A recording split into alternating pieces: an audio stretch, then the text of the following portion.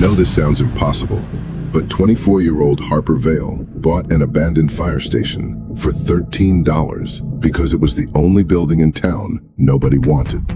She wasn't trying to become rich. She wasn't trying to prove anyone wrong.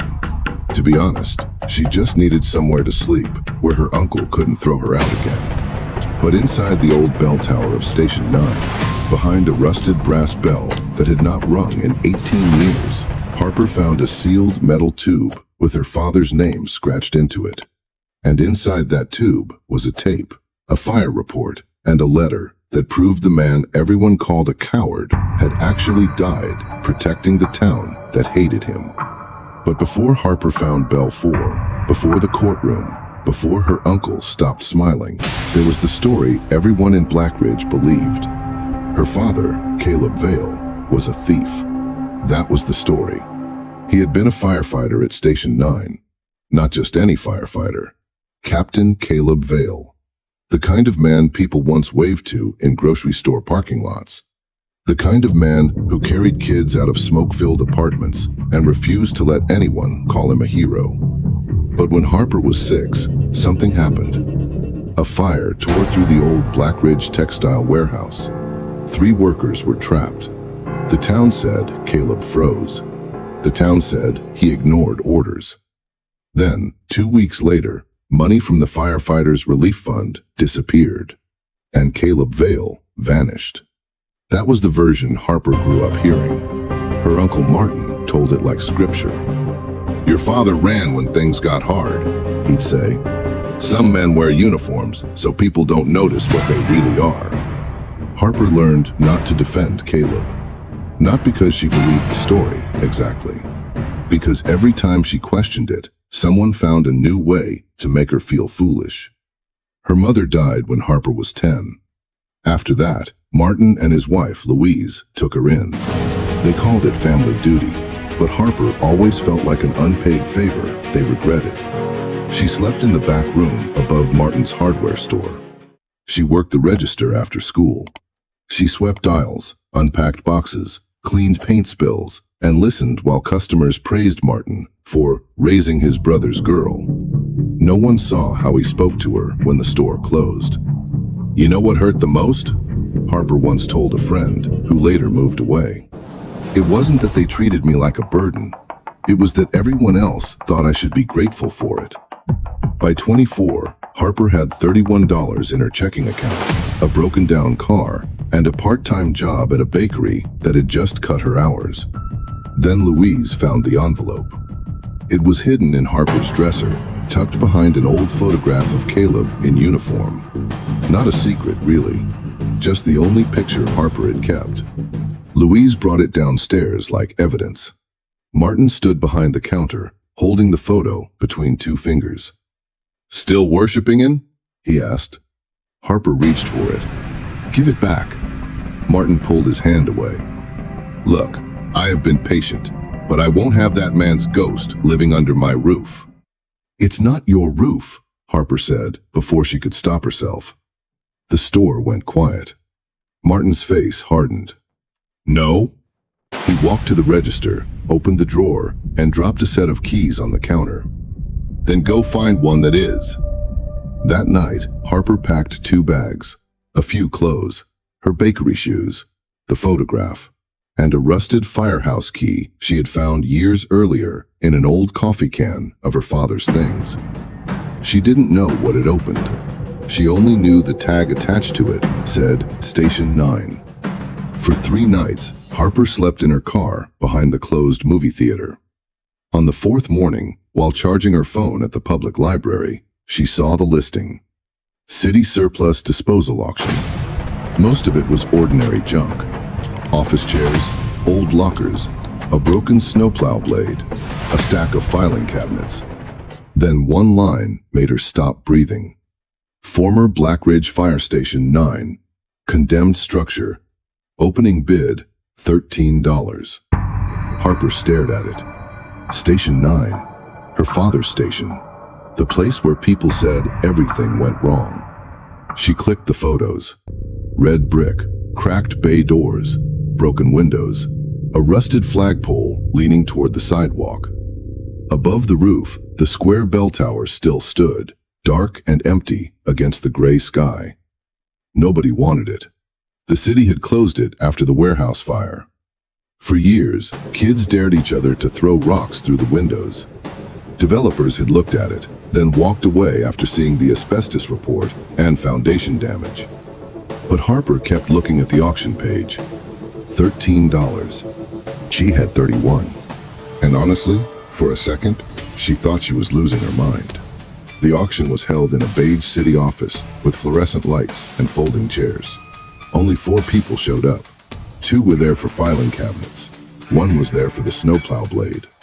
When Station 9 came up, the room went quiet. The clerk adjusted his glasses. Opening bid, $13.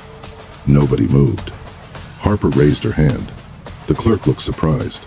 $13, going once. A man in the back laughed softly. Going twice. Harper almost lowered her hand. Then the gavel fell. Sold. And just like that, the building everyone said destroyed her father became hers. The deed transfer took 3 days. The city made her sign forms, warning that the building was unsafe, unheated, and not approved for occupancy. The woman at the counter looked at Harper's worn coat and said gently, "You can't live there." Harper nodded. "I know." But she took the key anyway. The first time she opened Station 9, the door stuck halfway. Cold air rushed out, smelling of dust, old smoke, wet brick, and metal. The kind of smell that felt less like a building and more like a memory that had been locked away too long. Harper stepped inside. The main bay was enormous and empty. Faded yellow lines marked where the engines once parked.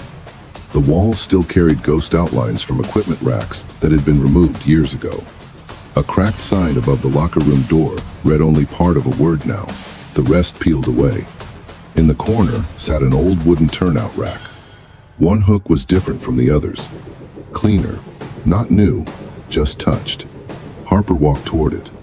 A brass plate beneath the hook read C. Vale, her father's name. She reached for it with 2 fingers. For the first time in years, she let herself imagine him there, pulling on his coat, checking his helmet, laughing with men who later let the town call him a coward. Then she heard something above her, a soft metal creak. She looked up toward the bell tower. The old bell hung in darkness above a narrow staircase. Bell 4. Every firefighter in Black Ridge knew the story. After the warehouse fire, the city removed the first 3 bells for scrap. But Bell 4 was too heavy and too high, so they left it. Eventually, people forgot it was there. Harper climbed the stairs carefully. Each step groaned under her weight. Dust floated in the beam of her phone light. At the top, the bell tower opened into a cramped wooden platform. Wind slipped through broken slats, making the bell rope move slightly, even though no one touched it. The brass bell was larger than she expected, blackened with age, cold under her hand. She almost turned back. Then she saw the scratch marks. 4 thin lines carved into the inside lip of the bell. Not random, a code. 4, 9, 6, 22. Harper didn't understand it. Below the bell, bolted into the wooden floor, was a square service hatch. Its lock was old, but the shape of the keyhole made her reach into her pocket. Her father's rusted key fit. She turned it. The hatch opened with a sharp crack. Inside was a metal tube wrapped in oilcloth. Harper carried it downstairs to the engine bay, sat on the cold concrete floor, and opened it. Inside were 3 things: a cassette tape, a sealed envelope addressed to Harper, and a yellowed copy of an official fire report. Across the top, stamped in red, were the words, "Do not file." Harper's hands began to shake. She opened the envelope first. "Harper, if you are reading this, then you came back to Station 9. I'm sorry, baby. I'm sorry I let you grow up with their version of me. I didn't leave because I was guilty. I left because Martin told me if I stayed, they would take you from your mother and make sure you never heard my side." Harper stopped. Martin, her uncle. The letter continued. "The night of the warehouse fire, we were told the east wing was clear. It wasn't. I heard people inside. I went in against the order to stand down. I got 2 workers out. The 3rd was already gone by the time I reached him. But the real trouble started after. I found out the relief fund was being emptied before the fire ever happened. Money meant for injured firefighters and families was moving through a private account. I traced it to Martin and Councilman Wade. Harper read the sentence again. Martin and Councilman Wade, her uncle, the man who had raised her by calling her father a thief. I had copies, I had the ledger, I had the tape. I was going to turn everything in. Then the missing money was blamed on me. My badge was suspended. Your mother begged me to fight, but Martin warned me. He said if I opened my mouth, he'd say your mother helped me steal, and child services would come before sunrise. I thought I could leave for a week, find a lawyer, and come back clean. I didn't make it that far. Harper's eyes blurred. The final paragraph looked shakier. A friend helped me hide this in Bell 4. He said someday you might need the truth more than I needed my name cleared. If Martin is still telling the story, don't argue with him. Show them the tape. I loved you every day I was gone. Dad. Harper sat there until her legs went numb. There are moments when the truth doesn't heal you. It hurts first, because it shows you exactly how much was stolen. She found an old cassette player in the station office. It looked like it had belonged to the chief. The batteries were dead, but the corner store still sold new ones. That night, with rain tapping against the bay doors, Harper pressed play. Static filled the room. Then her father's voice. Soft, rough, alive.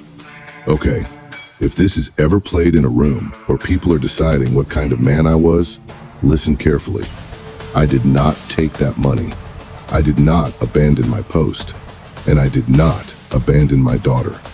Harper covered her mouth. Another voice came next. Martin. You could recognize some voices even when you wished you couldn't. Caleb, be smart. You go public, everyone loses. You think they'll believe you? You're already suspended. You crossed command. You've got no friends left in that building. Caleb's voice answered. I have the ledger. Martin laughed. No, you have copies. I have the originals. And tomorrow, the town will hear you stole from dead men's families. The tape clicked. Then her father again. Harper, believe me, I didn't run because I didn't love you. I ran because I thought it was the only way to keep them from destroying your mother, too. Harper played the tape 3 times. By morning, she knew what she had to do. She took the tape, the report, and the letter to City Hall. The clerk who had sold her the building stared at the documents and called someone upstairs. By noon, Harper was sitting across from a young city attorney named Elise Monroe, who listened without interrupting. This could reopen an old investigation, Elise said. Harper held the envelope tightly. I don't want revenge. Elise looked up. I didn't say revenge. Harper swallowed. I just want the truth.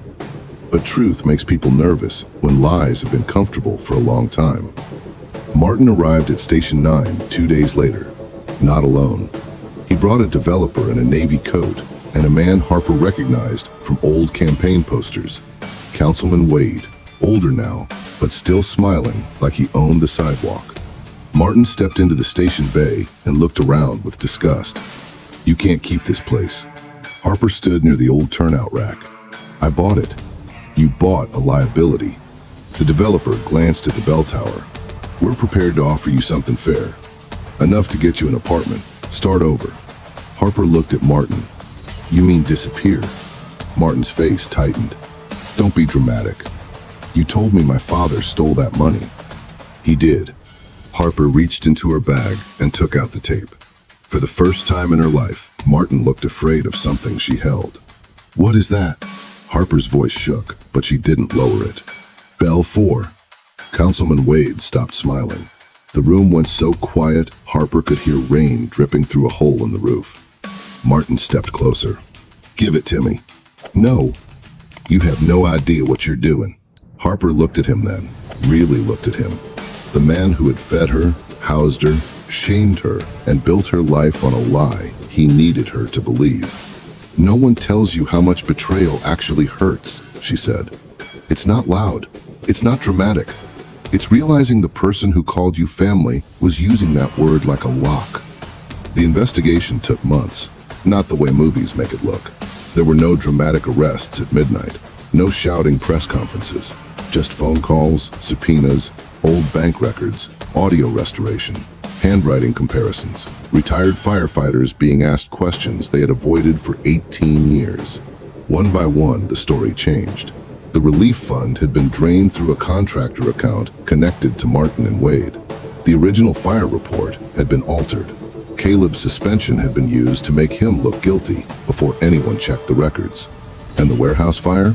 He had not frozen. He had gone back in. The families of the two workers he saved gave statements. One widow still had an old newspaper clipping showing a soot-covered firefighter carrying her husband out of smoke. The caption did not name him, but she did. "Caleb Vale," she said. "I remember his face. He saved my husband's life." At the public hearing, Harper sat in the front row holding her father's helmet. She had found it in a storage cabinet behind the station office, dented and smoke-stained, his name still written inside the brim.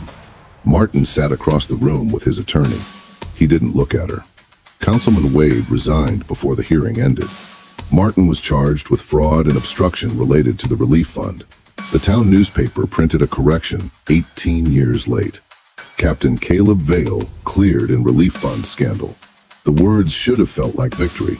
Instead, Harper cried in the parking lot, because clearing the dead man's name did not give him back his daughter's childhood. It did not give her mother back the husband she had waited for until grief took her quiet. It did not erase the years Harper spent apologizing for a father who had been innocent. But it gave her something, a name she no longer had to whisper, a truth no one could take from her. Station 9 was still a mess. The roof leaked. The electrical system was dangerous. The city still wanted a safety plan before anyone could use it. But something strange happened after the hearing. People came. First, an old firefighter named Dennis Clay arrived with a truck full of tools. He had worked with Caleb and admitted he should have spoken up sooner. Then a widow brought coffee. Then a contractor donated lumber. Then the son of one of the warehouse workers Caleb saved showed up with paint, saying, "My dad lived 20 more years because of yours. Let me help." Harper didn't turn Station 9 into a museum. Her father would have hated that.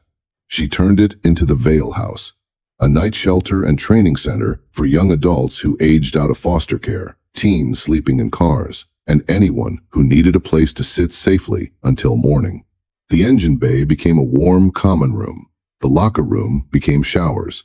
The old office became a legal aid desk twice a week. And the bell tower stayed exactly as it was. Bell 4 was cleaned, but never polished. Inside a glass case beneath it, Harper placed the tape, the letter, the fire report, and Caleb's helmet. On the wall, she hung a simple sign. Some heroes are buried under other people's lies. 1 year after she bought Station 9 for $13, Harper stood in the engine bay after closing. Rain touched the windows the same way it had the night she found the tape.